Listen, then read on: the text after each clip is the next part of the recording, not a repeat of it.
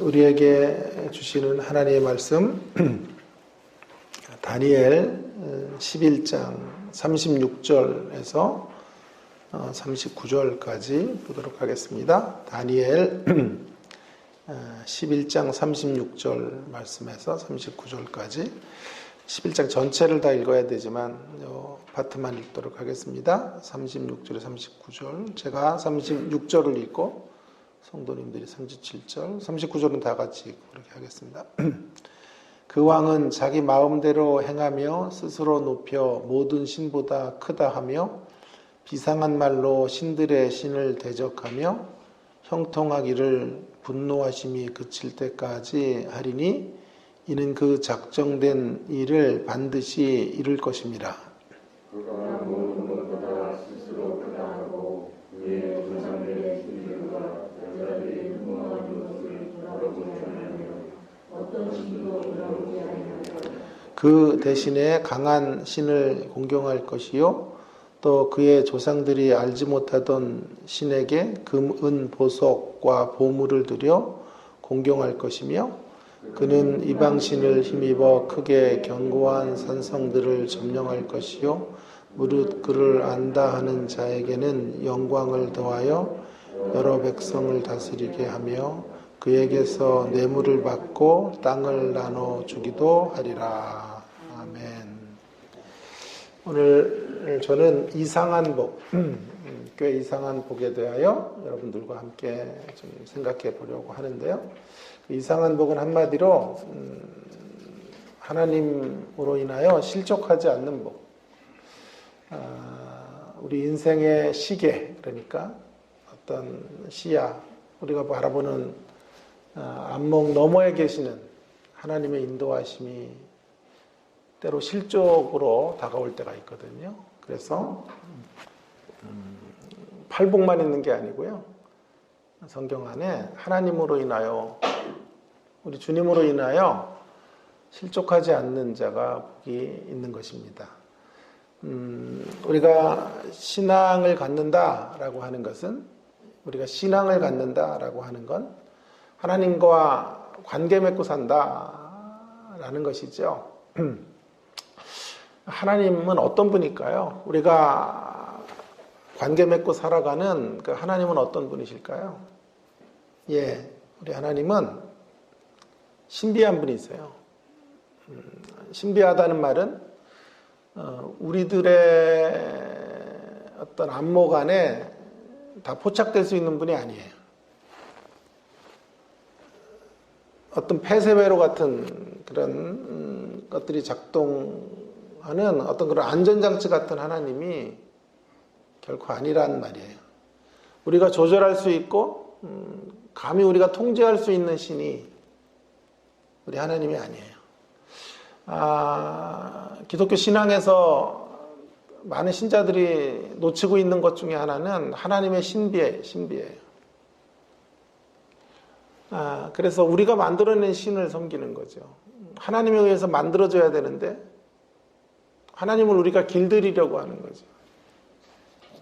어떤 고정된 원리와 틀 안에 하나님을 가두어 버립니다. 마치 리모트 컨트롤처럼 하나님은 힘센 로봇이에요.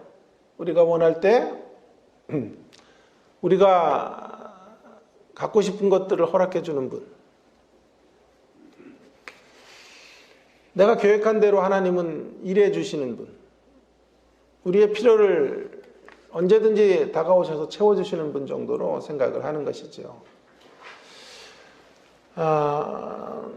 이런 기독교 신앙을 만들어냈던 건 우리 저와 같은 목사들의 책임이 커요. 어떤 공식들, 신앙의 공식들을 만들어줘서 간편하게 성도들을 이끌어 가려고 했던 그런 목회적 의도가 있었다고 생각해요. 참 안타깝죠. 이런 질문을 던질 거예요. 그럼 이런 하나님을 믿고 사는 게 뭐 그리 잘못인가? 예, 큰 잘못은 아닌데요. 문제는 뭐냐 하면 이렇게 하나님을 통제가 가능한 신으로 어떤 신앙의 공식 안에 하나님을 묶어두면 우리가 통제하는 영역 밖의 일들이 일어날 때 실족하게 되기 때문에 문제가 되는 거예요. 하나님의 크심과 위대하심과 영광스러움, 신비로운 영광스러움 이런 것들을 생각하고 살아가야 되는데 그러지 못하면 어떤 원리 안에 갇히는 신으로 하나님을 내가 원하는 방식 안에서만 일하시는 존재로 제한할 때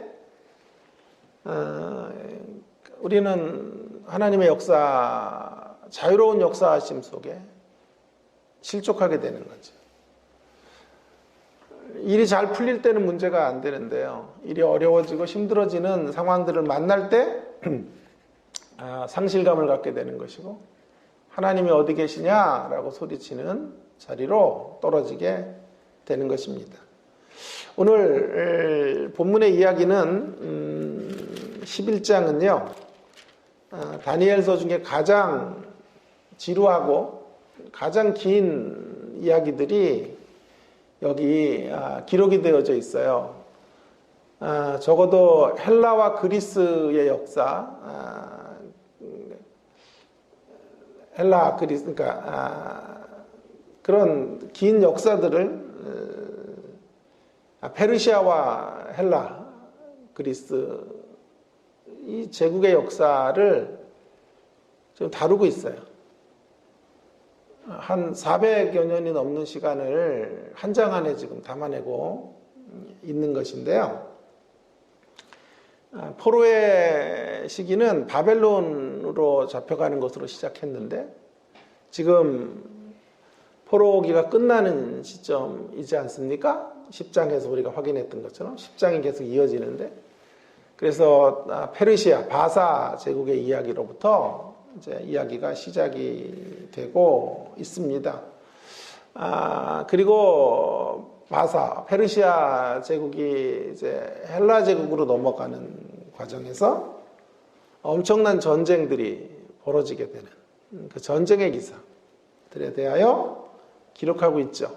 알렉산더 대제가 죽은 후에 암살을 당합니다. 그리고 그의 신하들이 이제 나라를 장군들이 넷으로 갈라요. 그러면서 이제 이스라엘 백성들의 자리 속에 드리워졌던 전쟁의 역사들, 팔레스틴 지역에 일어났던 전쟁의 소용돌이의 이야기들을 지금 다루고 있어요. 그 이야기를 다루는 게 목적이 아니고요. 그 이야기 속에 이제 누가 나타나게 되냐 하면 안티오코스 에피파네스라는 악명 높은 이런 적그리스도의 화신이 등장을 해요. 그래서 성전을 짓밟고 유대인들을 학살하고 하는 일들이 벌어지게 된다고요. 이제 그를 통해서 종말의 이야기로 하려고 하는 거예요. 종말의 적그리스도에 대한 이야기까지 그를 오버랩시켜서 그와 같은 인물됨의 존재가 종말에 나타날 것이다 라고 하는 것, 이런 이야기들을 전개해 가고 있는 거죠. 그러니까 어마어마한 역사를 지금 한 장 안에 처리하고 있는 이야기라고 해도 틀리지 않을 것입니다.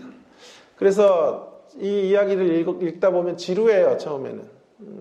그러다가 지루함을 넘어서 실족하게 돼요.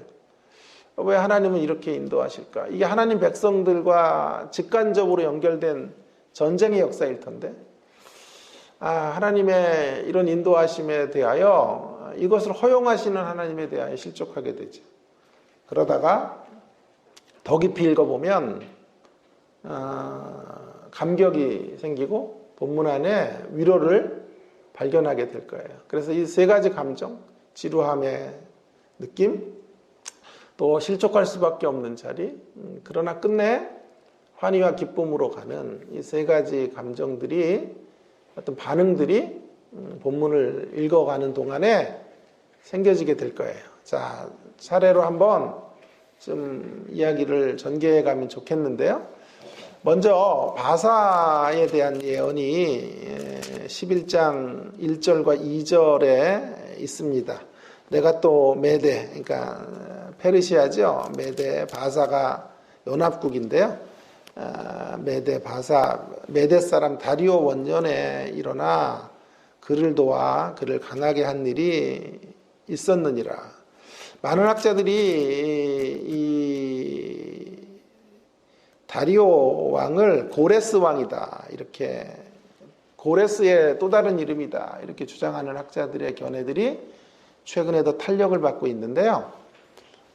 그래서 다리오 원년은 고레스 원년이거든요. 고레스 원년에 538년 정도가 되겠습니다. 그때 포로 기환을 칙령으로 내리게 되는 시점이라 할 수 있겠는데요. 자, 보세요. 여러분, 2절에 보면 이제 내가 참된 것을 내게 보이리라. 보라, 바사에서 또 세 왕들이 일어날 것이요. 메데 바사는 한 제국이에요. 같이 이렇게 연합된 제국인데요. 일어날 것이요. 그 후에 넷째는 그들보다 심히 부요할 것이며 그가 부요함으로 강성하여진 후에 모든 사람을 충동하여 헬라 왕국을 칠 것이다. 여러분, 바사 제국, 메데와 바사 제국의 근 200년의 역사를 한 줄로 처리하고 있어요. 하나님의 이 광대하심 앞에 인류의 역사라는 게 얼마나 보잘것없고 초라한 것인지, 찰나처럼 지나가는 것인지 하는 것을 우리에게 말해주고 있는 것이 아닙니까? 주님의 영원하심과 무궁하심 앞에 너무도 보잘것없는 한 어마어마한 제국인데 그 제국의 이야기가 한 2절 하나로 압축해서 처리되고 있는 것을 보게 됩니다. 여러분, 제국의 역사도 그렇다면 우리 인생의 역사는 어떨까요? 끼케야 80년, 90년을 사는 화살처럼 날아가는 생애를 살고 있어요. 제가 한번 여러분 영상 녹음으로 설교를 여러분에게 드릴 때 제가 은혜 받았던 노래 이야기를 했죠. 나훈아 씨의 공이에요, 공. 빌공자.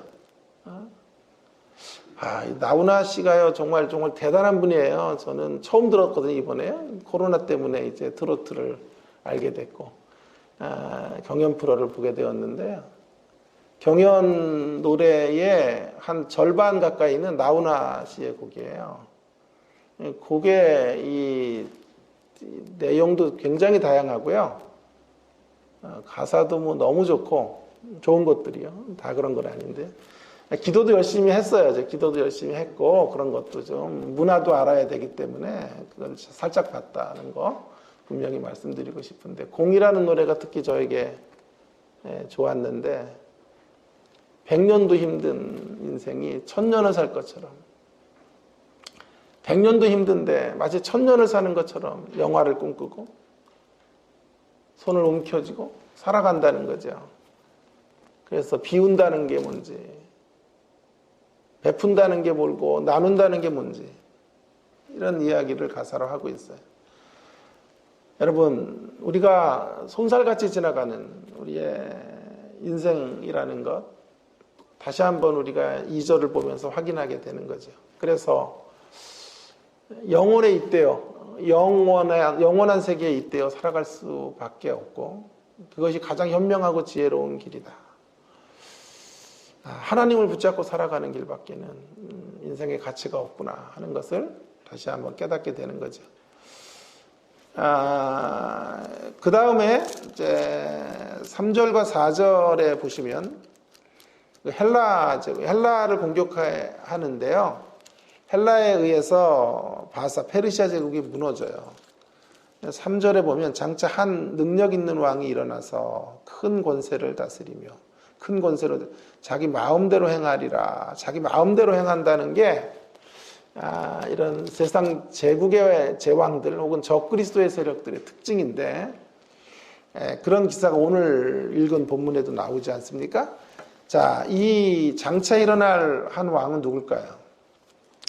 바사 제국은 세 왕들의 이야기 정도, 그리고 네 번째 왕의 그가 누구인지는 추정할 수밖에 없는데, 어쨌든 아마도 아닥사스다 왕이 넷째 부요함을 가졌던 왕일 것이다, 이렇게 추측을 할 뿐이에요.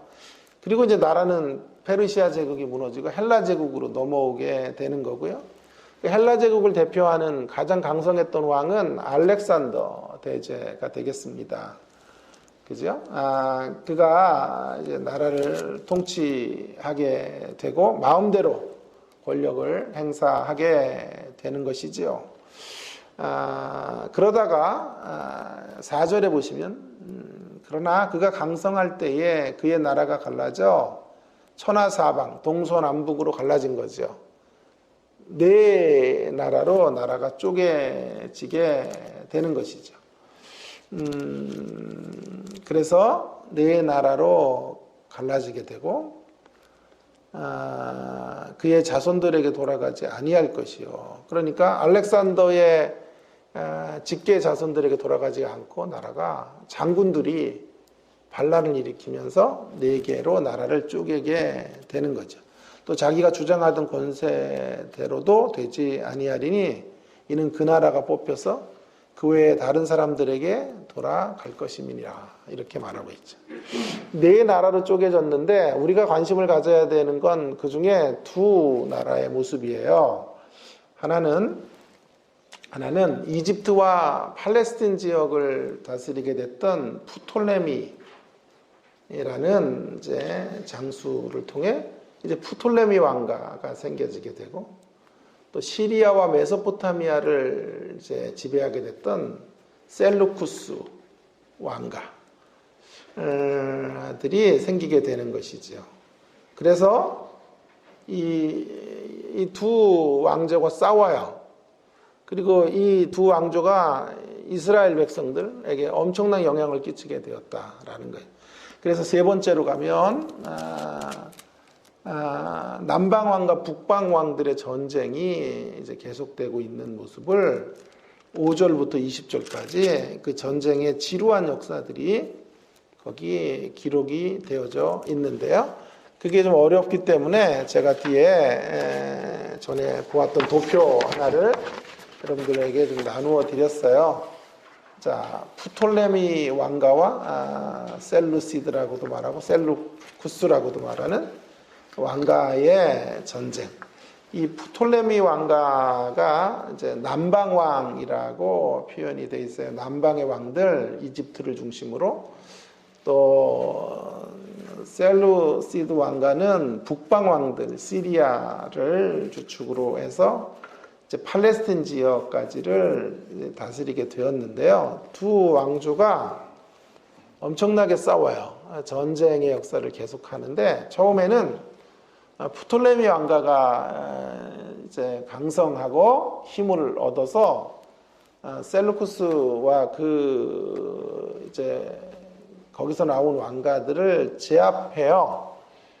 그러나 이제 시간이 지나가면서 어떻게 되냐 하면 전세가 역전이 되죠.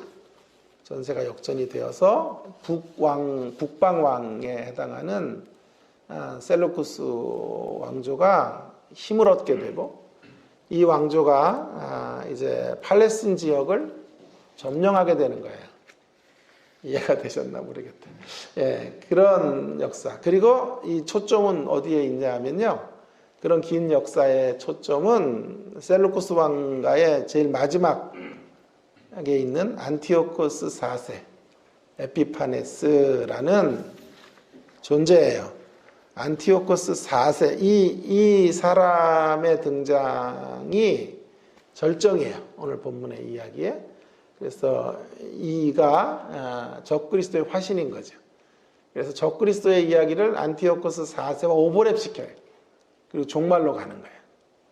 종말에 적그리스도는 안티오코스 4세와 같은 이런 존재. 안티오코스를 성경은 가증한 자라고 말해요. 가증한 자. 근데 에피파네스는 신의 현현 뭐 이런 뜻인데 가증한데 자기 스스로를 신적 존재로 여긴 이런 존재가 안티오코스 에피파네스. 그러니까 이런 175년에서 163년까지 BC에 다스렸던 안티오코스 에피파네스가 교회를 초토화시켰죠. 그러니까 지금으로 말하면 교회지만 그 당시 이스라엘 백성들을 성전에 돼지피를 뿌리기도 하고 제사를 금지하고 제가 8장과 9장 정도 할 때 이런 이야기를 언뜻 했는데 그런 이야기로 흘러가고 있는 것이에요.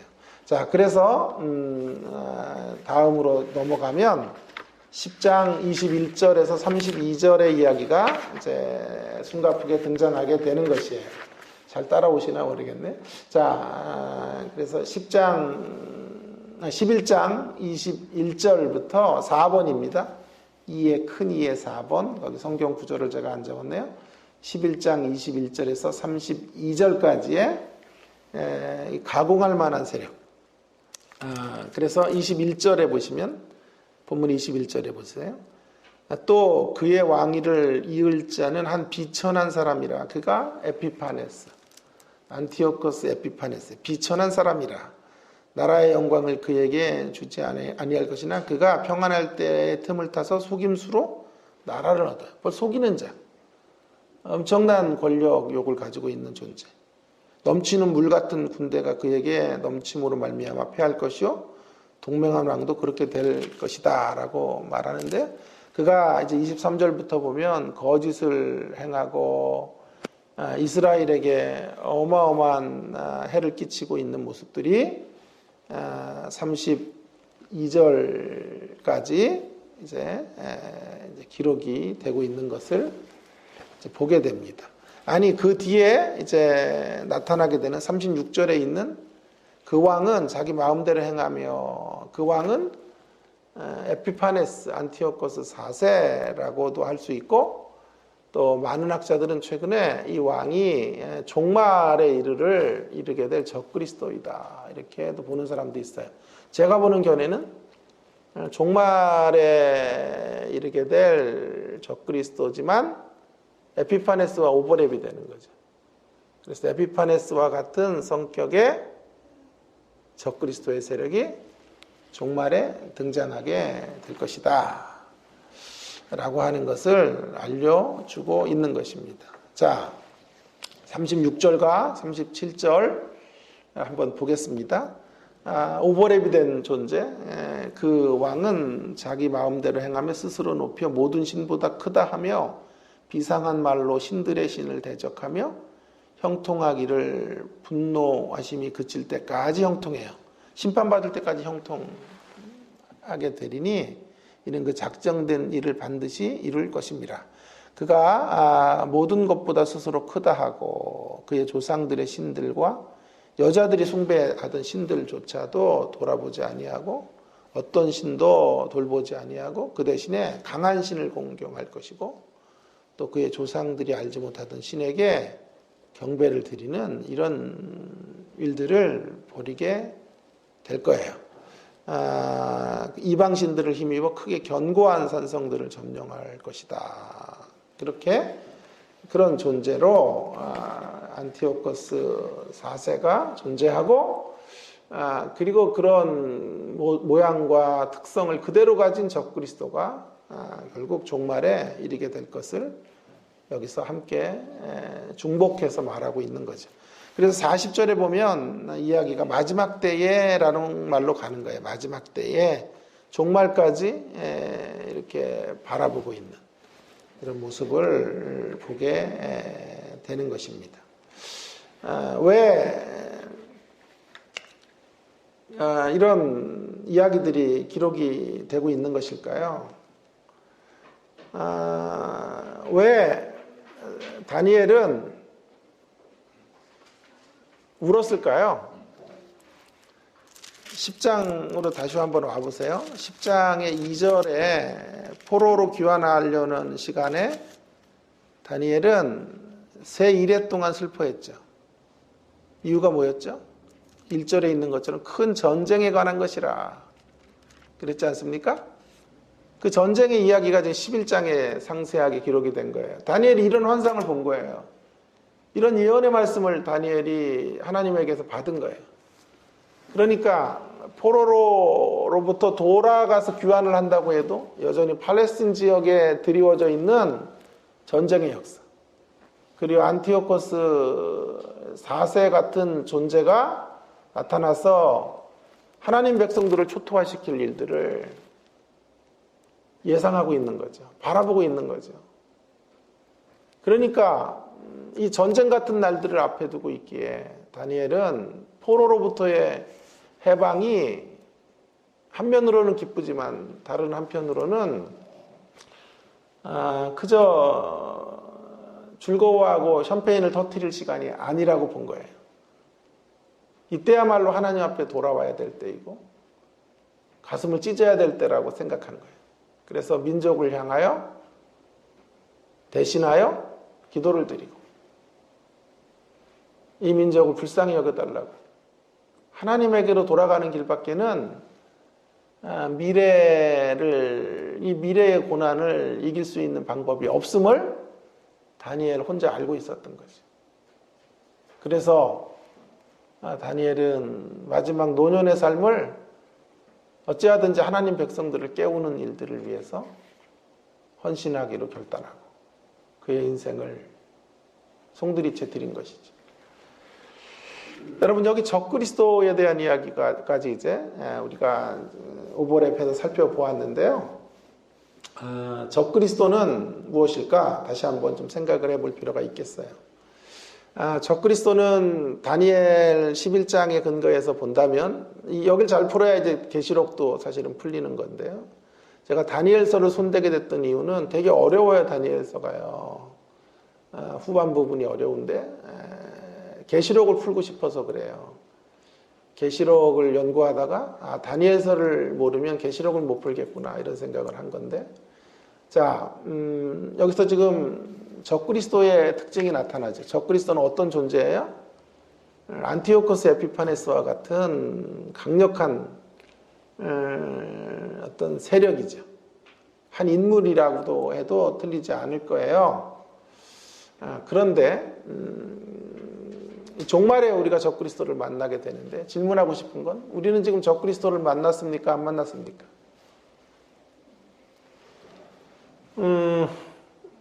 아직 이런 가공할 만한 힘의 적그리스도의 세력이 우리 가운데 없는 것 같죠. 아직 종말이 오지 않았으니까 적그리스도는 없다고 생각하면 틀렸습니다. 저는 그렇게 생각하지 않고요. 마지막 그리스도의 재림 직전에 강력한 적그리스도가 나타날 거예요. 그러나 그 이전에는 그런 적그리스도가 없는 삶을 사느냐? 그렇지 않고요. 작은 적그리스도들이 신자들의 삶의 곳곳에서 우리의 길목을 가로막고 있다. 그러니까 기독교 2000년 역사 속에 적그리스도는 늘 존재했다 라고 말하고 싶어요. 그리고 그런 적그리스도의 세력의 가장 강력한 힘의 세력이 마지막에 나올 것이다.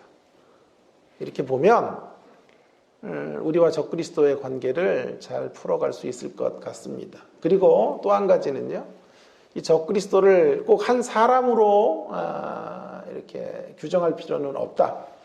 본문에서는 한 사람이었지만 결국 이 한 존재가 끼치는 영향력 안에서 피해를 당하게 되기도 하고 하기 때문에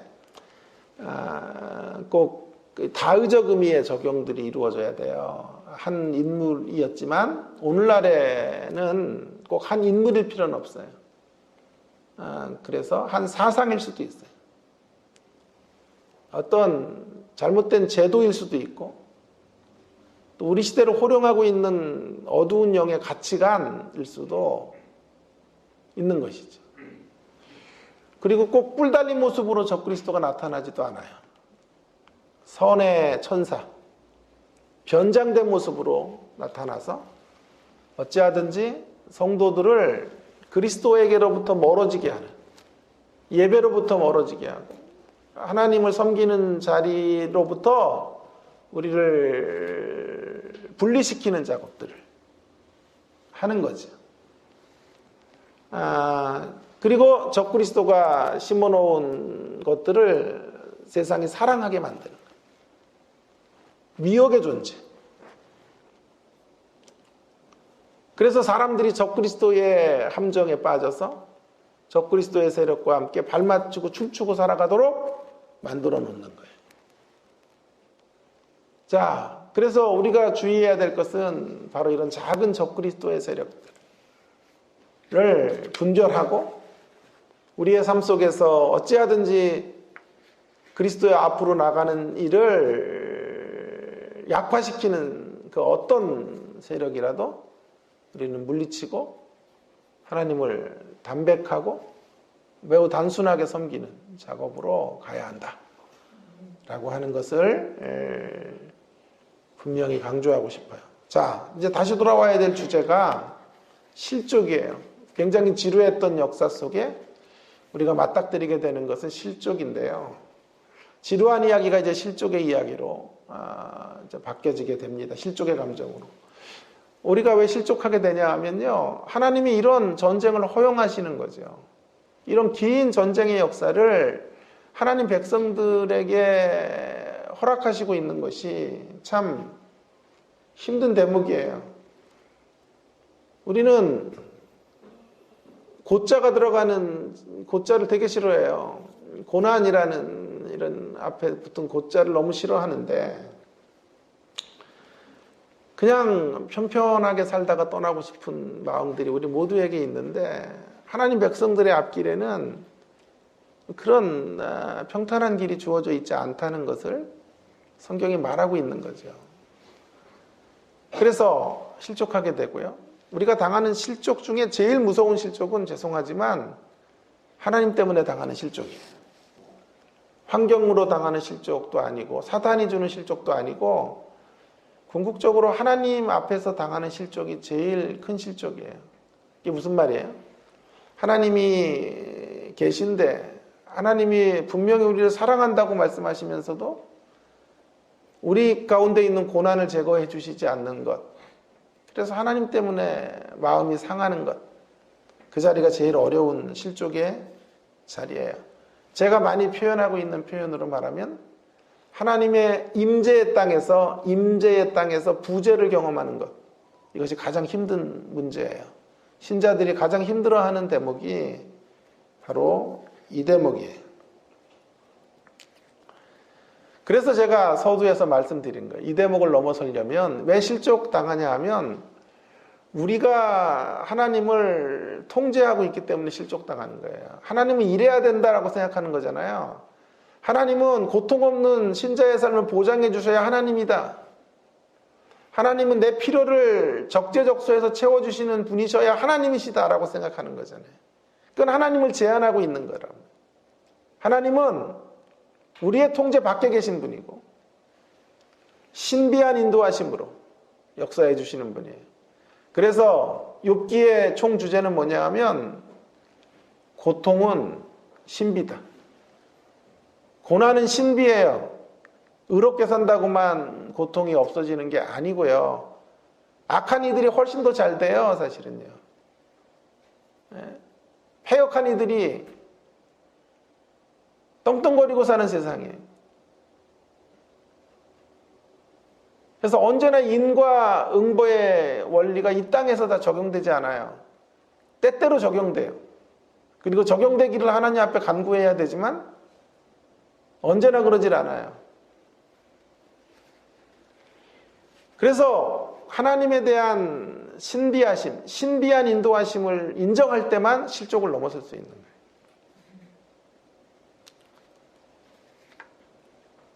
하나님은 결코 우리를 넘어뜨리기 위하여 이런 전쟁을 보내는 게 아니에요. 순교 컴플렉스 같은 거 갖지 마셔도 된단 말이에요.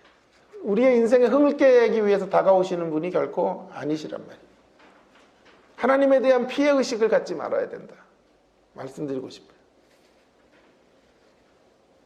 우리가 예측할 수 없는 하나님의 경이로움, 선하심, 지혜로우심, 신비하심을 맛보게 하시기 위해서 하나님은 때때로 이러한 전쟁의 역사들을 우리에게 허락해 주시는 거예요. 코로나19도 그런 의도에서 허락하시는 거예요. 그러므로 제가 단언컨대 이렇게 말하고 싶어요. 하나님으로 인하여 실족하지 않는 자는 복이 있나니.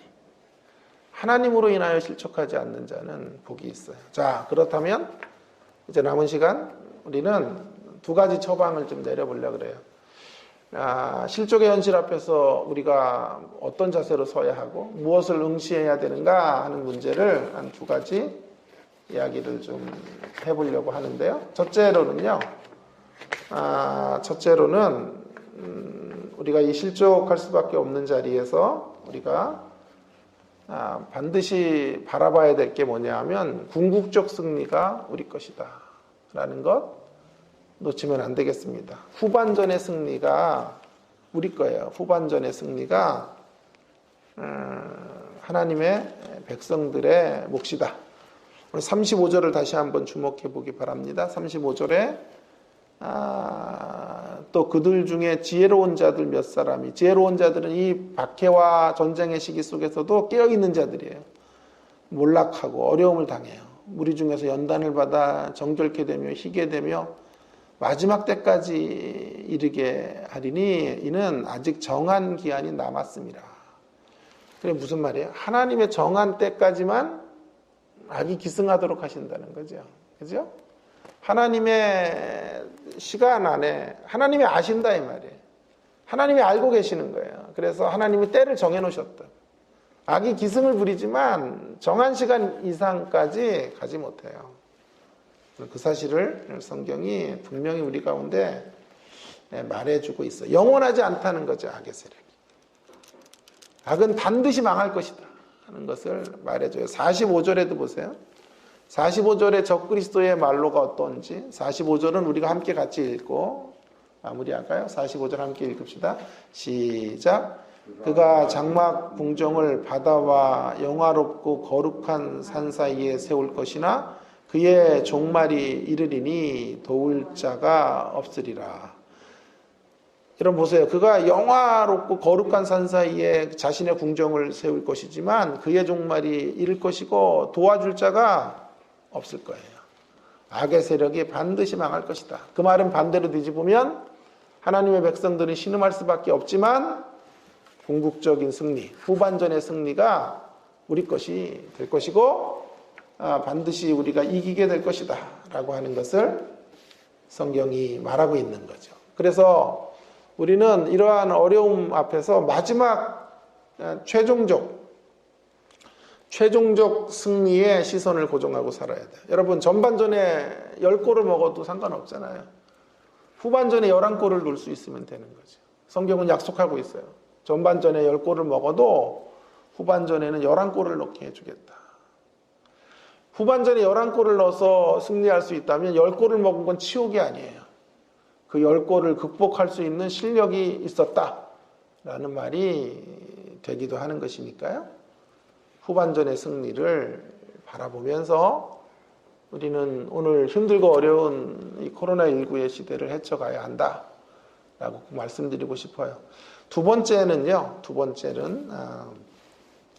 결국 그 후반전에 가기 위해서 하나님은 때때로 쉼표를 주시는 거예요. 쉼표. 우리의 어려움은 쉼표를 허락하시는 시간이에요. 쉼표. 그러니까 전반전이 끝나고 후반전으로 가는 자리에는 반드시 하프타임이 있죠. 그래서 한때는 그 하프타임이라는 책이 굉장히 유행을 했었고 설교의 주제로도 많이 들어왔었는데요. 그 하프타임의 시간들을 하나님 반드시 갖게 하시는 거예요. 그래서 이제 그 하프타임을 통해서 우리 인생의 후반전을 생각하게 하는 거죠. 그리고 하프타임은 계속되는 거예요. 어릴 때는 하프타임이 없는 게 아니고 어린 시절에도 하프타임이 있고 연세가 많이 드셔도 우리 인생의 하프타임을 가져야 되죠.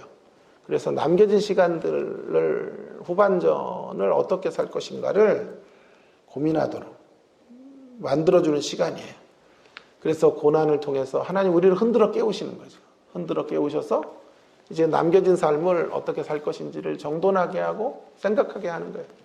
우리에게 남겨진 삶은 전반전은 성공을 위해 달려갔죠. 나의 명예와 이름을 쌓는 것을 위해 달려갔다면 이제 우리의 후반전은 이 하프타임에서 깊이 성찰하는 가운데 남겨진 삶이 그리 길지 않다는 것을 기억하고 이제 의미와 가치 있는 삶을 향하여 달려가야 돼요. 보다 더 정신적이고 영적인 것들을 향하여 우리가 초점을 맞추고 걸어가야만 하겠습니다. 전에는 나를 위해서 살았다면 이제는 타자를 위해서 살고 주변의 사람들을 어떻게 유익되게 할 것인가 하는 것들을 더 고민하며 살아가는 후반전의 어떤 삶의 자리가 확보되는 시간, 점검되는 시간, 그것이 하나님이 때때로 쉼표를 허락하시고 우리 인생의 고난의 자리에서 우리의 삶을 새롭게 관조하게 하시는 이유인 거예요. 그래서 때때로 살다가 질병 앞에 노출되기도 하고 사업이 무너지기도 하고 우리의 가정들이 어려워지기도 하고 자녀들의 삶이 피폐해지기도 하는 것이죠. 말할 수 없는 역경들을 만나기도 하는 거죠. 이렇게 들으면 돼요. 그런 환경에서 실족할 것이 아니라 그런 환경 속에서 멋진 후반전을 준비해라. 성공보다 의미를, 세상보다는 하나님을 위하여 살아가는 삶의 후반전, 그 후반전을 위한 쉼표를 갖는 시간이라고 생각하면 좋겠습니다. 코로나19도 그런 쉼표의 시간, 더 나은 후반전을 위하여 하나님이 허락하시는 쉼표의 시간, 실족의 시간이 아닌 쉼표의 시간으로 이해하고 우리에게 남겨진 시간들을 어떻게 살 것인지를 다시 고민하는 저와 여러분이 되기를 주의 이름으로 축원합니다. 마태복음 11장의 짝이에요, 사실은 이 본문과. 마태복음 11장을 한번 찾아볼게요. 16페이지인데요. 신약성경. 거기서 사실 이 제목이 나왔어요. 거기만 읽고 기도하겠습니다. 자, 마태복음 16장 2절부터 제가 볼게요. 6절은 이따 같이 한번 읽을게요. 요한이 옥에서 그리스도께서 하신 일을 듣고 제자, 옥에 있어요, 요한이. 얼마나 실망스러운 자리예요. 실족할 수 있는 자리잖아요. 하나님이 열심히 살았는데 옥에 있어요. 그래서 제자들을 보내는 거예요, 옥에서. 아니, 메시아가 온 게 맞냐? 당신 메시아입니까? 이렇게 묻는 거예요. 제자들이 보내요. 예수께 여짜오되 오실 그이가 당신 맞습니까? 요한은 지금 굉장히 낙심한 자리에서 외치는 거죠. 우리가 다른 일을 기다려야 합니까? 도대체 메시아가 왔다면 왜 세상이 안 바뀝니까? 세상이 왜 이래요? 메시아가 왔는데. 왜 주님을 위해 일하는 저 같은 사람이 옥에 갇혀야 됩니까? 그랬더니 예수님께서 말씀하시죠. 너희가 가서 듣고 본 것을 요한에게 알리되 맹인이 보고 못 걷는 사람이 걸으며 나은 자 깨끗해짐을 받고 못 듣는 자들이 들으며 죽은 자가 살아나며 가난한 자에게 복음이 좀 메시아가 오면 이런 일들이 벌어질 거예요. 그러니까 이런 말이죠. 간접적으로 내가 메시아 맞다 이런 얘기를 하시는 거죠. 이런 일들이 벌어졌다. 그럼에도 불구하고 새로운 세상이 안 왔지 않니? 그럼에도 불구하고 고난은 여전히 있지 않니? 그래서 실족할 수밖에 없겠지만 그래서 그 다음 구절이 나오는 거예요. 6절이에요. 함께 읽겠습니다. 6절 시작. 누구든지 나로 말미암아 실족하지 아니하는 자는 복이 있도다 하시니라. 아멘. 팔복에다가 이거 추가해야 돼요. 구복이에요. 구복. 사실은 성경은 팔복만 알면 안 되고 9번째 복이 이거예요. 그렇게 메시아가 오면 이런 일들이 벌어지고 갑자기 세상이 개벽이 일어나고 유토피아가 건설될 것 같지만 그렇지 않더라도 메시아가 왔음에도 여전히 옥에 갇히는 일들이 벌어지고 메시아가 왔음에도 여전히 고난이 있고 메시아가 계심에도 불구하고 여전히 환란이 우리 앞에 환란 앞에 노출되어져 있다고 해도 나로 말미암아 그런 내가 이끌어가는 방식으로 말미암아 실족하지 아니하는 자가 복이 있다. 이상한 복. 어떤 복입니까? 주님으로 인하여 실족당하지 않는 복. 실족당하지 말고 오히려 의미 있는 삶들을 우리가 계획하고 실족이 아니라 쉼표를 갖는 쉼표로 이해하고 이 실족의 자리를 슬기롭게 대처해가는 주님의 십자가교회 모든 성도님들 되시기를 주의 이름으로 축원합니다. 함께 기도하겠습니다. 우리에게 주신 말씀, 우리는 하나님이 이끌어 가시는 인도하심을 다 몰라요. 우리가 다 알 수 있다면 우리가 믿는 하나님은 하나님이 아니에요. 우리보다 크신 분이기 때문에 당연히 그분의 인도하심은 신비로운 거예요. 하나님의 신비를 묵살하면 안 돼요. 하나님의 신비에 눈뜨는 신앙. 고난은 신비예요. 고난은 우리가 다 설명할 수 없어요. 고난은 신비롭게 다가오는 거예요. 그 신비함 가운데 이끌어 가셔야 하나님이신 거죠. 오늘 성경은 우리에게 말해요. 하나님으로 인해 실족당하지 않아야 복이 있어요. 하나님이 허락하시는 고통의 시간들, 코로나19의 시간들을 실족의 자리로 맞이할 것이 아니고요. 쉼표의 시간으로 맞이해서 후반전을 준비하는 멋진 후반전, 승리의 후반전, 우리가 살아왔던 삶보다 더 가치 있고 의미 있는 후반전, 그런 하프타임의 시간을 지혜롭게 갖는 저와 여러분이 되기를 위해서 통성으로 함께 한 1분 정도 기도할까요? 기도하겠습니다. 하나님 아버지, 오늘 저희들에게 귀한 생명의 말씀을 주셔서 감사합니다. 하나님께서 허락하신 말씀 가운데서 하나님 아버지, 우리가 실족하지 않아야, 하나님으로 인하여 실족하지 않는 예수님이 계심에도 불구하고 여전히 고통이 있고 요한은 옥에 갇히고 환경은 어렵고 현실은 꼬여만 들어가고 삶은 녹록하지 않을지라도 주님으로 인하여 하나님 때문에 실족하지 않는 자들이 복이 있다고 하셨사오니 하나님 아버지, 어떠한 환경 속에서도 실족할 것이 아니라 하나님이 허락하시는 하프타임의 시간, 하나님 그 시간을 갖는 자리인 것을 기억하고 하나님 아버지, 우리 자신들을 되돌아보며 성찰하며 하나님의 후반전, 하나님의 위대하신 역사의 자리를 다시 한번 고대하고 사모하며 나아갈 수 있도록 인도해 주시기를 소망하오니, 그런 우리의 모습들이 될 수 있도록 하나님 주장해 주시고 인도해 주시고 함께하여 주시옵소서. 오늘도 주의 백성들을 위로해 주시고 하나님 환난과 역경과 어려움 속에 있는 하나님의 자녀들을 하나님 만져주시고 코로나19의 힘든 여정을 지나가는 우리 성도님들을 안아주시고 하나님 아버지, 하나님이 현실 속에서 견디고 버티는 것만이 아니라 후반전을 잘 준비하고 아름다운 쉼표의 시간을 가질 수 있도록 하나님 아버지, 저희들에게 은혜를 허락해 주시기를 소망합니다. 함께하여 주시옵소서. 역사해 주시기를 간절히 원하오니 하나님으로 인하여 절대로 실족당하지 않는 믿음의 길들을 걸어갈 수 있도록 아버지 하나님 함께해 주시고 은혜를 베풀어 주시옵소서.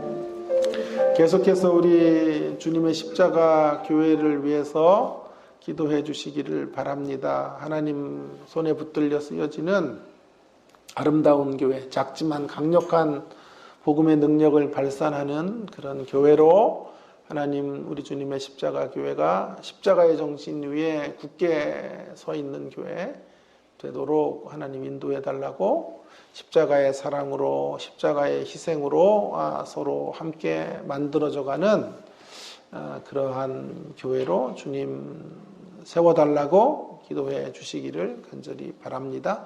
우리 가운데 연약한 지체들도 계시고 노부모님들의 남겨진 삶들을 위해서도 우리 하나님 특별한 은혜를 베풀어 달라고 기도해 주시기를 간곡히 부탁을 드립니다. 주일 예배 우리 선목사님 또 말씀의 종으로 귀한 사자로 세워주시는데요. 말씀을 통해 우리가 깨달음을 얻고 깨우침을 받고 일어서는 역사들이 주일 강단의 말씀을 통해 펼쳐지도록 은혜를 달라고 기도해 주시고, 리더십에 계시는 우리 장로님들, 또 우리 전도사님들, 또 우리 권사님들, 또 집사님들, 이분들의 깨어있음을 통하여 교회가 더욱 온전해져 가도록 하나님 은혜를 달라고 함께 동성으로 같이 기도하겠습니다. 하나님 아버지, 우리의 주님의 십자가 교회를 여기 세워주셔서 감사합니다. 작지만 강력한 교회로, 하나님의 복음의 능력을 발산하는 아름다운 교회로 주님 우리 교회가 세워져 가도록 인도해 주시옵소서. 오늘까지 지키시고 인도하시고 역사해 주셔서 감사합니다. 걸음도 책임져 주시고 하나님의 영광과 이름과 존귀를 위하여 쓰여지는 십자가의 정신을 온전히 드러내는 하나님의 교회로 하나님 다시 일어날 수 있도록 인도해 주시옵소서. 하나님 우리 가운데 연약한 지체들을 하나님 강건하게 하시고 노부모님들의 남겨진 삶을 하나님께 올려드립니다. 하나님 아버지 강건하게 하시고 심령의 평안함을 주시고 하나님 속사람의 강건함 속에 천국에 대한 소망을 늘 더 크게 확대해가며 살아가실 수 있도록 하나님 도와주시기를 간절히 원합니다. 하나님 아버지 날로 부흥하고 성장하는 교회가 되기 원합니다. 주여 축복해 주시고 하나님의 영광을 위해 영적 부흥이 온전히 일어나는 교회로 주님 세워주시고 하나님의 아름다운 일들이 펼쳐져 가도록 인도해 주옵소서. 우리 소목사님 하나님 불러주셔서 감사합니다. 주일 강단을 통하여 하나님 우리에게 꼭 필요한 말씀 주시기에 도와주시고 말씀을 통해 깨닫고 깨우치고 일어날 수 있도록 하나님 우리 성도들을 하나님 각성시켜 주시옵소서. 하나님 아버지 오늘도 교인 기도 속에 함께 하시고 주의 영광과 존영 앞에 엎드리는 시간, 하나님의 거룩하심 앞에 신비하심 앞에 다시 고개를 숙이는 귀한 시간들이 되도록 인도해 주시옵소서. 함께 해 주시기를 원합니다. 하나님 아버지, 오늘도 저희들에게 귀한 생명의 말씀 주셔서 감사드립니다. 나로 말미암아 실족하지 않는 자들이 복이 있다고 하셨사오니 하나님 아버지, 어떠한 인생의 고난과 전쟁 같은 날들이 우리 앞에 펼쳐진다고 해도 낙심하거나 좌절하거나 실족하지 말게 하시고 그 시간들을 쉼표의 시간으로 갖게 하시고 하나님 우리를 성찰하는 소중한 자리로 확보해 갈 수 있도록 하나님 인도해 주시기를 원합니다. 늘 인생의 하프타임을 갖고 후반전을 준비하고 그동안 살아왔던 삶들이 나를 위한 삶이었다면 이제 타자를 위한 삶, 하나님을 위한 삶으로 전환하는 그러한 우리의 모습들, 성숙의 모습들이 있도록 함께해 주시기를 간절히 원합니다. 하나님 아버지, 우리 주님의 십자가 교회를 이곳에 세워주셔서 감사드립니다. 작지만 강력한 십자가의 정신으로 서 있는 교회가 되기를 원합니다. 십자가의 사랑으로 하나 되고 서로를 위하여 헌신하고 수고하고 이름도 없이 빛도 없이 섬기는 사람들을 통하여 하나님의 교회가 더욱 든든하게 세워져 가도록 인도하여 주옵소서. 연약한 지체들, 물질적으로 어려움을 당한 성도님들, 코로나19로 참 힘들어하는 모든 하나님의 백성들을 하나님 붙잡아 주시고 위로해 주시고 하나님 아버지, 이 어려움 속에서도 하나님의 역사하심을 기대하고 후반전을 꿈꾸며 견디고 버티며 하나님 그렇게 살아낼 수 있도록 은혜를 허락하여 주시옵소서. 하나님 우리 노부모님들의 남겨진 생애를 하나님께 올려드립니다. 하나님께서 붙잡아 주시고 특별한 임재로 같이 해주시고 속사람의 강건함을 주시고 하나님 나라에 대한 분명한 소망 가운데 하나님 노년의 마지막 때를 잘 평강 가운데 보내실 수 있도록 은혜를 허락하여 주시기를 간절히 원합니다. 우리의 자녀들을 위해서도 기도합니다. 부모의 때보다 더 믿음의 사람들로 힘있게 우뚝 서게 하시고 그들의 앞걸음의 시온의 대로가 활짝 열려질 수 있도록 하나님 은혜 위에 은혜를 더하여 주시옵소서. 하나님 주일 예배 하나님 위해서 기도합니다. 하나님의 말씀이 줄다름질 치는 예배 되게 하시고 말씀을 통하여 깊은 깨달음을 얻게 하시고 하나님 앞으로 더 가까이 나아가는 복된 시간으로 인도하여 주시옵소서. 개인 기도 속에도 함께 해주시기를 원합니다. 예수님 이름으로 기도드립니다. 아멘. 우리 개인